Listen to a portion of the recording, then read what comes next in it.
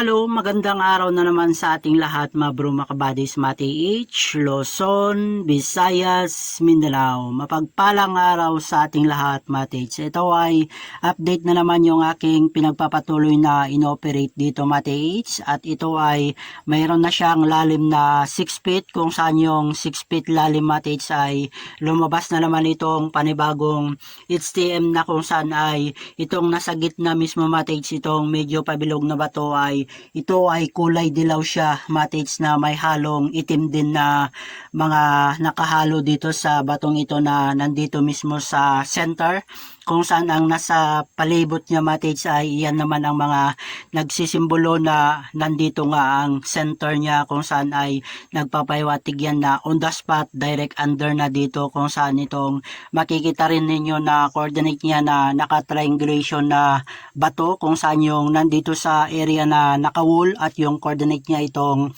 bato na naka-D na meron siyang coordinate na arrowhead at naka-enter sign, plus yung nandito sa baba ng bato na naka-D ay ito na naman ang makikita nyo na bato na nakatid siya, at yung coordinate niya naman ay ito naman yung bato na nandito sa baba ng naka-wall at naka-triangulation siya, kaya ang spot na nasa center mismo ay dito mismo, Matage, kung saan ay makikita nyo naka-triangulation, isa,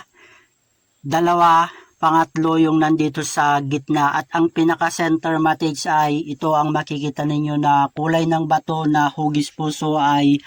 kulay blue siya na nagpapahiwatig indication ng water, kaya itong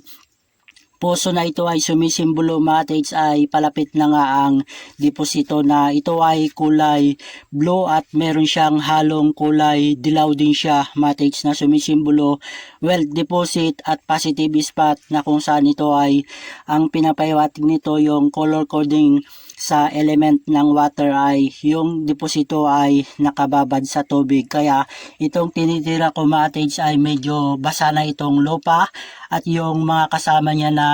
nakapaikot, Matage, ay ito naman ang makikita natin na ito ay semi box siya, at ito ay simulation kotse at door entrance ang pinapahiwatig niya, na ang arrow niya ay nakapoint dito mismo sa bato na ito na nandito sa gitna, kung saan ay kulay dilaw at may halong itim yung bato na ito na nandito sa gitna. Pagbalik rin natin, Matage, ay makikita natin hugis puso rin siya. Pag ganyan siya ay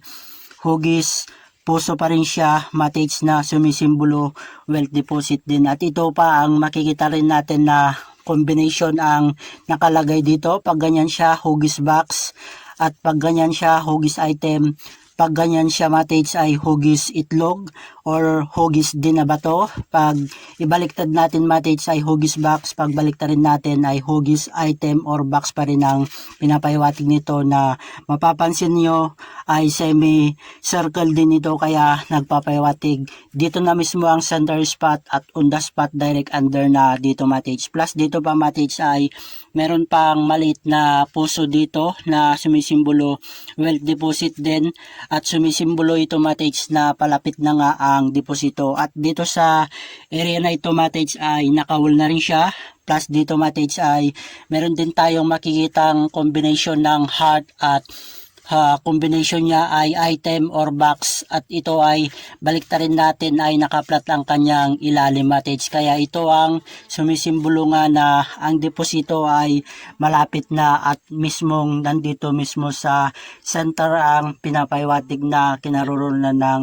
spot, Matage. Pagdating dito naman sa makikita natin na naka-enter sign na magka-coordinate na arrowhead, may enter sign siya na itong bato na ito na hugis D ay meron tayong makikitang mata sa ilalim na eksaktong nakatingin dito sa portion na ito, kung saan ang pinapahiwatig ay dito na mismo ang center spot, Matage. At yung unang lumabas na lalim 5 feet na hugis puso na kulay blue ay indication din ng water element yung pinapahiwatig, kaya ang deposito ay malapit sa kinaroroonan ng tubig at nabababad ang item sa tubig, Matage. At yung mga iba pang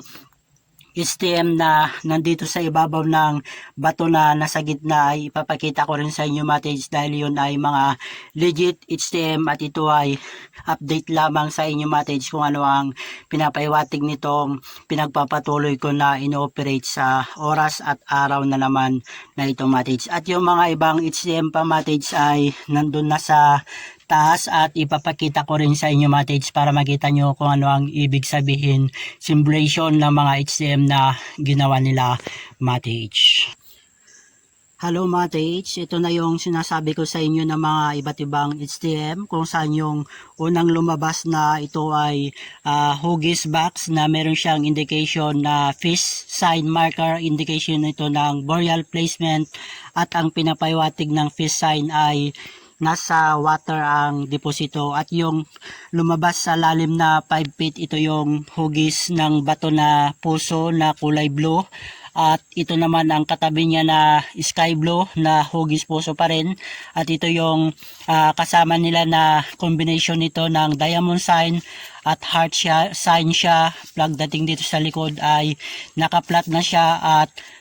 indication din dito ng gold bar ang nakabound matage na kung saan ay nasa 5 feet lalim yung lumabas na itong HTM matage. At yung huling lumabas na HTM matage na nandun sa lalim 6 feet na nasa ibabaw ay ito yung mga lumabas sa ibabaw matage bago lumabas yung mga HTM na nakapaikot doon matage. At ito naman ang ipapakita ko sa inyo matage, ito yung makikita natin na medyo circle na oblong na bato na ito at ito ay makikita ninyo yung bato na ito ay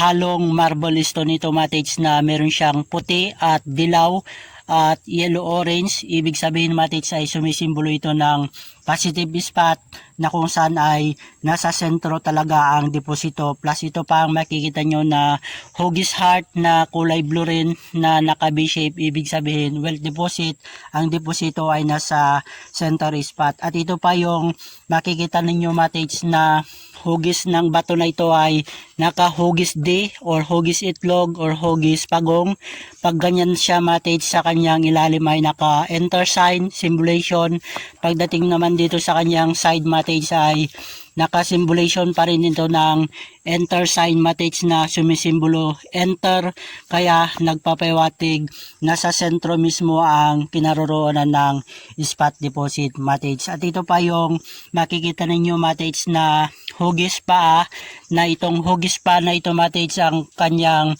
combination naman ay hugis